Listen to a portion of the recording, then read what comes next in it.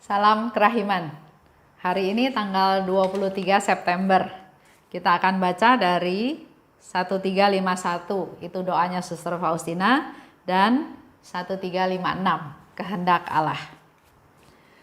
Kita mulai ya, dalam nama Bapa dan Putra dan Roh Kudus. Amin. Bapa kami yang ada di surga,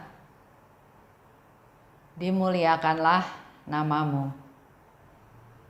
Datanglah kerajaanmu, jadilah kehendakmu di atas bumi seperti di dalam surga. Berilah kami rejeki pada hari ini, dan ampunilah kesalahan kami, seperti kami pun mengampuni yang bersalah kepada kami. Dan janganlah masukkan kami ke dalam pencobaan, tetapi bebaskanlah kami dari yang jahat. Amin. Dalam nama Bapa dan Putra dan Roh Kudus. Amin. 1351. Ya Yesus, teladanku yang paling sempurna. Dengan mataku tertuju padamu, sepanjang hayatku aku akan mengikuti jejakmu, sambil menyelaraskan kodratku dengan rahmat seturut kehendakmu yang amat kudus, dan terangmu yang menerangi jiwaku, sambil berharap sepenuhnya pada pertolonganmu. 1356. Ya Allahku, aku siap menerima kehendakmu apapun juga bentuknya. Kemanapun juga engkau mengarahkan aku akan memuji engkau. Apapun yang engkau minta dariku akan kulaksanakan dengan pertolongan rahmatmu. Apapun juga kehendakmu yang kudus mengenai aku, akan kuterima dengan sepenuh hati dan segenap jiwaku, tanpa memperhatikan apa yang dituturkan oleh kodratku yang sudah rusak ini. 1351. Doanya Suster Faustina ya. Ya Yesus, teladanku yang paling sempurna. Jadi dia selalu melihat Yesus sebagai teladan hidupnya. Kita pun tahu ya, kita tahu Tuhan Yesus, kita juga baca Alkitab, kita juga tahu dari homili, dari pengajaran, dari seminar ya tentang Tuhan Yesus. Tapi apakah kita meneladan apa yang dilakukan oleh Tuhan? Suster Faustina katakan, dengan mata tertuju padamu. Jadi Suster Faustina memang fokus hanya kepada Tuhan Yesus saja. Teladannya ya, teladan hidupnya. Dia tahu hidupnya Tuhan Yesus itu menjadi teladan hidupnya dia dari saat Yesus di palungan sampai Yesus disalib.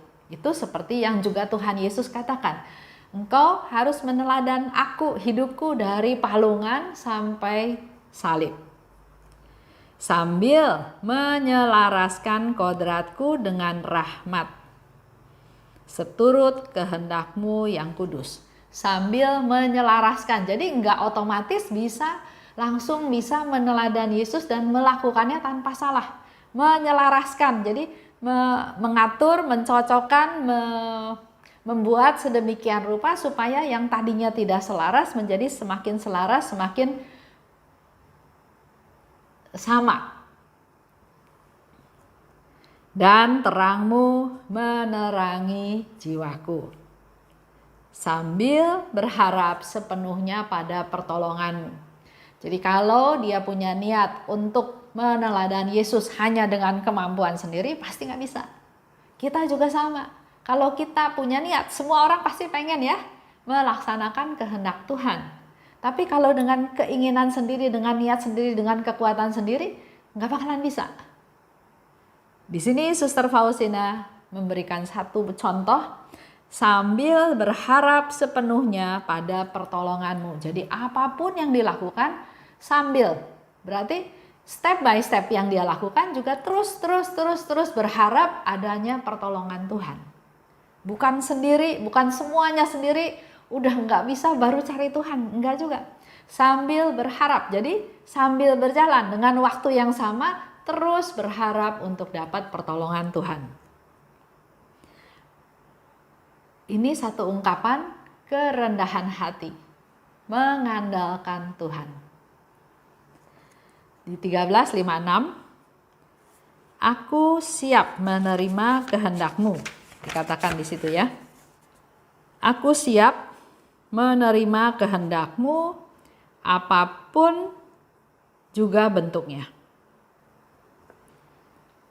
Jadi bukan saya yang menentukan ya. Tuhan mau kasih apa, pokoknya saya siap menerima. Apapun bentuknya. Siap. Kemanapun Engkau mengarahkan aku akan memuji Engkau. Jadi enggak milih, Tuhan saya nggak mau ke sana, saya maunya ke situ. Tuhan yang ini saya nggak mau, saya maunya yang itu. Bukan ya. Siap artinya siap. Kemanapun Engkau mengarahkan aku akan memuji Engkau. Aku siap, dikatakan siap karena dikatakan oleh Suster Faustina, apapun yang Engkau minta, aku akan melaksanakannya dengan pertolongan rahmat-Mu. Jadi bukan, wah Tuhan ini terlalu berat, saya nggak bisa. Tapi oke, kalau Tuhan yang suruh, aku akan lakukan dengan pertolongan rahmat-Mu. Ini satu ungkapan, satu pemberitahuan juga bahwa mungkin ada juga yang Suster Faustina nggak bisa lakukan, tapi bukan nolak, tapi dia minta dengan pertolongan rahmat-Mu, aku bisa melaksanakan kehendak Allah. Apapun kehendak-Mu mengenai aku terima dengan sepenuh hati dan segenap jiwaku. Apapun kehendak-Mu Tuhan. Sama seperti dalam hidup kita sehari-hari ya. Ada orang juga yang tanya sama saya, Bu Esther, Tuhan gak sayang ya sama saya? Kok saya hidup seperti ini? Di keluarga yang broken home, yang kesulitan terus masalah ekonomi dari saya kecil sampai dewasa bahkan sampai sekarang. Saya menikah juga ketemu dengan suami yang seperti itu. Jadi seolah-olah gak ada yang mendatangkan kebahagiaan buat dia. Yang ada cuma masalah demi masalah aja. Mari kita semua sebetulnya memikul salib, bukan dia aja. Cuma mungkin bedanya, dia mengumpulkan salib itu dia kumpulkan. Dia nggak ngelihat lagi yang lain, nggak lihat solusi, nggak lihat hal lain, tapi waduh berat. Padahal melalui salib itu sebetulnya ada hal-hal yang indah setelahnya. Kalau kita sanggup, kita memikul salib, kita jalani dengan sukarela, nanti ada hal-hal indah setelah kejadian-kejadian tersebut. Jadi di sini Suster Faustina katakan, apapun kehendak-Mu mengenai aku terima dengan sepenuh hati. Seperti yang tadi saya cerita ya, kalau dia kerjanya mengeluh-mengeluh aja, ya akibatnya yang dia terima ya cuma duka cita, keluhan, putus asa, marah, kesel, dendam. Tapi kalau mindset dia berubah, dia belajar menerima dan dia bisa mensyukuri apa yang dia alami, pasti hidupnya akan berbeda. Ada satu ibu, dia menikah, ternyata suaminya itu hidupnya nggak benar, hidupnya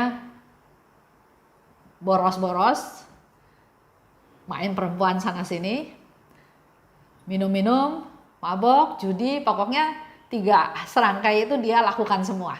Perempuan, judi, dan mabok-mabokan. Si istri merasa, kok sial sekali hidup saya ketemu sama suami yang seperti ini. Tapi dia bisa mengolah permasalahan yang ada.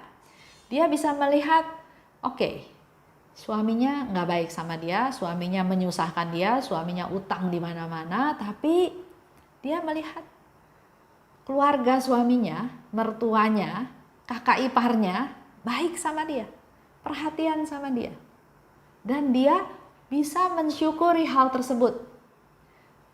walaupun suaminya seperti itu, tapi masih ada yang sayang sama saya. Masih ada yang memperhatikan saya.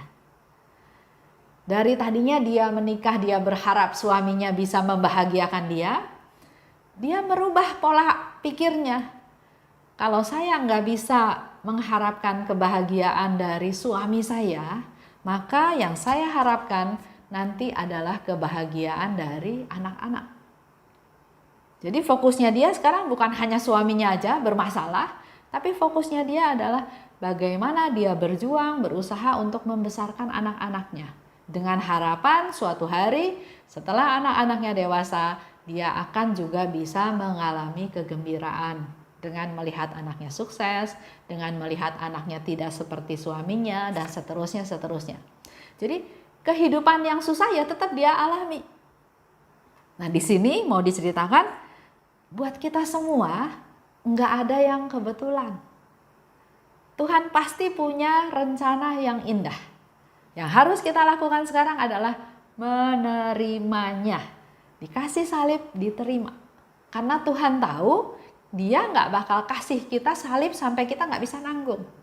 Tuhan tidak akan membiarkan kita jatuh tergeletak.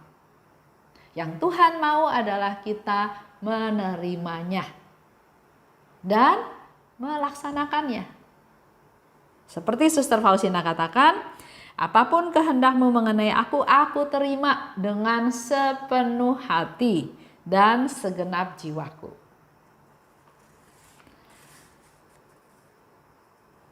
Seperti kita mau coba ngulang ya, apa yang dialami oleh Suster Faustina. Karena dia katakan kan, apapun kehendakmu mengenai aku terima, ya. Suster Faustina waktu kecil, waktu umur 7 tahun, dia mulai mendengar suara di mana Tuhan bilang, saya menghendaki kamu hidup lebih sempurna. Suka dibangunin malam-malam. Orang lain lagi tidur nyenyak, dia dibangunin sama malaikat untuk berdoa. Bahkan dalam doa pun bukan dipuji sama mamahnya, tapi diomelin, disuruh tidur. Tidur, jangan doa terus, jangan bangun terus. Kamu harus tidur, harus istirahat. Masuk biara. Yesus bilang kamu harus masuk biara. Apakah diterima dengan tangan terbuka? Enggak. Orang tuanya larang dia, jangan masuk biara. Kamu tetap harus kerja karena kamu harus membantu keuangan keluarga, harus bantu membayar utang. Keluarganya hidupnya miskin ya. Selanjutnya, karena tetap Yesus minta dia masuk biara, akhirnya dia berusaha mencari biara. Kenyataannya nggak ada biara yang mau terima dia. Karena dia kurus, karena dia pendidikannya rendah, bahkan ada biara yang nggak mau terima dia karena dia bilang dia seorang pembantu. Biaranya bilang, kita nggak terima pembantu, kita terimanya suster untuk menjadi biarawati. Di kongregasi, apakah hidupnya enak? Enggak juga. Dijahatin sama suster-suster. Dibilangin sinting, dibilangin malas, nggak mau kerja, pura-pura sakit. Banyak hal ya. Bahkan hasil karyanya dihancurkan oleh temannya yang lain, oleh suster yang lain. Dia mau melayani Tuhan dengan baik. Dia banyak berdoa untuk jiwa-jiwa, untuk keselamatan jiwa-jiwa. Tapi yang Tuhan kasih apa? Sakit TBC. Sakit otomatis dia nggak bisa bergerak bebas, nggak bisa melayani dengan baik. Lebih sering ada di rumah sakit. Diomonginlah sama suster yang lain. Pura-pura sakit karena dia nggak mau pelayanan. Dia malas. Selanjutnya, nggak selesai kan penderitaannya. Dia lanjut mengalami stigmata rohani. Dia mengalami penderitaan seperti yang Yesus alami waktu di atas salib. Tangannya dipaku, kakinya dipaku, lambungnya ditusuk tombak, kepalanya dimahkotai duri. Dia mengalami sakit tersebut, tapi nggak kelihatan. Itu lebih susah ya kalau kelihatan sakit. Contoh kayak Teresa Neumann yang saya pernah cerita di Jerman, jelas-jelas dia mengeluarkan darah. Jadi orang tahu dia lagi sakit, dia menderita. Tapi Suster Faustina ini biasa-biasa saja. Tapi dia merasakan tusukan duri di kepala. Dia merasakan tangan kakinya dipaku. lambungnya ditusuk oleh tombak. Tapi suster-suster lain nggak melihat penderitaan tersebut. Lanjut lagi, walaupun dia sakit-sakitan, tapi dialah satu-satunya suster yang tidak pernah menolak kalau dipindahkan. Di Polandia itu negaranya cukup besar, ya. Kongregasi ini ada di beberapa kota di Polandia. Jadi nanti dia dikirim ke Warsawa, dia dikirim ke Krakow, dia dikirim ke Rybka, dia dikirim ke banyak tempat, ke Walendorf, kemana-mana dia dikirim, ke Vilnius juga dia dikirim. Dipindah-pindah. Zaman dulu perjalanan sangat sulit ya. Padahal dia sakit-sakitan. Terus disuruh kerja. Kerjanya di kebun yang dia nggak punya pengalaman. Kerja di pabrik roti. Kerja di dapur. Kerja di ruang yang mengurus pakaian-pakaian suster. Pernah juga kerja sebagai penjaga pintu di biara. Yang Suster Faustina bilang, waduh, menjadi penjaga pintu seperti aku ada di padang gurun. Nggak punya teman karena sendirian aja. Hal yang lain yang dia alami disalahpahami oleh teman-temannya. Dia mau melakukan perbuatan baik, dia bilang apa yang Yesus bilang, dibilangnya so suci. Nggak mungkin lah Tuhan Yesus bergaul sama kamu, ya. Itu mudah juga ada yang ngomong seperti itu. Yesus mau minta dibuat kongregasi baru. Suster Faustina bilang, saya nggak bisa, nggak punya kemampuan seperti itu.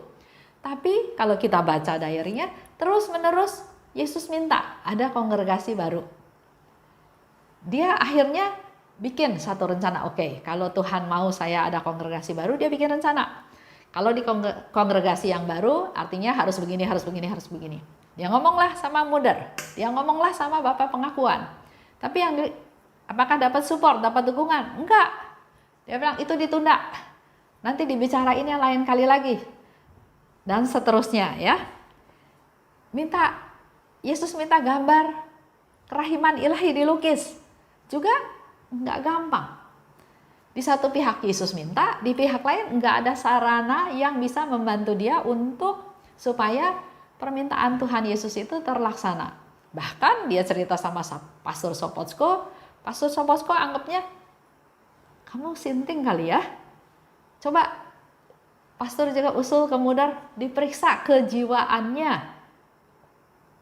Setelah lewat suatu proses yang panjang, akhirnya dia disupport sama Pastor Sopocko untuk bertemu dengan pelukis untuk melukis gambar Yesus yang Maha Rahim tersebut.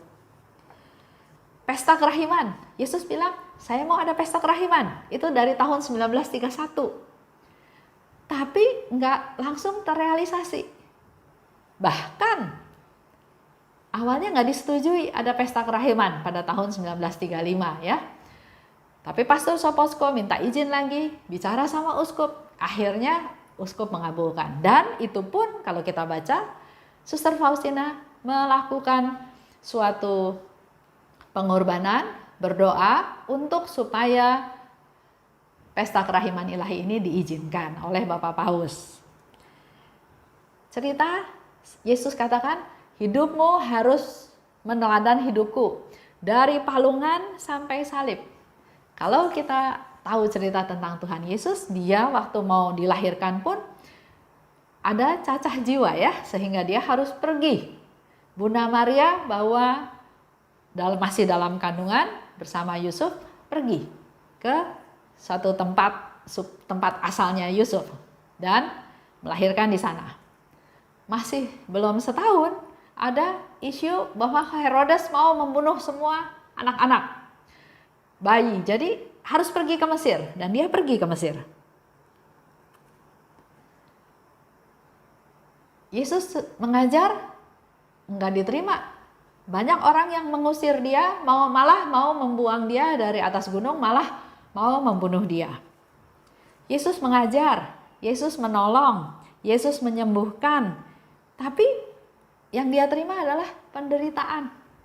Dia nggak diterima, bahkan akhirnya dia dijatuhi hukuman mati. Menderita bahkan sampai disalib. Semua itu Tuhan Yesus lakukan untuk kepentingan kita semua, untuk orang lain, bukan untuk dirinya. Begitu pula yang Suster Faustina meneladani Yesus, yang dia lakukan bukan untuk dirinya dia sendiri, tapi untuk orang lain, untuk keselamatan jiwa-jiwa seluruh dunia. Itu aja untuk hari ini. Melaksanakan kehendak Allah. Kita tutup ya dengan doa. Dalam nama Bapa dan Putra dan Roh Kudus. Amin. Allah Bapa yang Maha Baik, terima kasih atas pengajaran pada hari ini. Kami juga mau belajar dari Suster Faustina untuk siap melaksanakan kehendak-Mu. Jamahlah kami satu persatu ya Tuhan, urapilah kami, supaya kami diberi kepekaan untuk bisa mengerti kehendak-Mu, dan terlebih lagi berilah rahmat-Mu Tuhan, agar kami mampu melaksanakan kehendak-Mu. Biarlah semakin banyak orang merasakan kerahiman-Mu, semakin banyak orang mengalami kerahiman-Mu, dan juga semakin banyak orang menyebarluaskan kerahiman-Mu, agar seluruh dunia boleh merasakan kerahiman-Mu. Pimpin kami Tuhan, agar kami bisa meneladan Suster Faustina, meneladan Bunda Maria, dan terutama juga meneladan apa yang Yesus lakukan. Kemuliaan kepada Bapa dan Putra dan Roh Kudus, seperti pada permulaan, sekarang, selalu, dan sepanjang segala abad. Amin. Dalam nama Bapa dan Putra dan Roh Kudus. Amin. Salam kerahiman.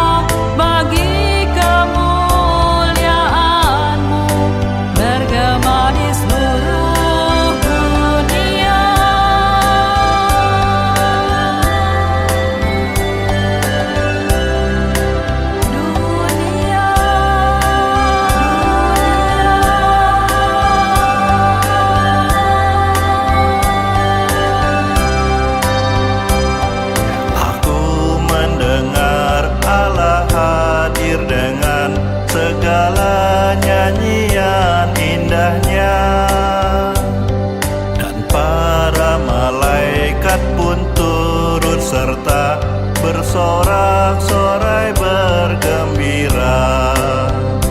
Aku rindu mempersembahkan kemuliaan kepada kerahiman-Mu, biar semua terjadi adanya, dan walaupun segala murka penghinaan tertumpah atas diriku, aku rela bagi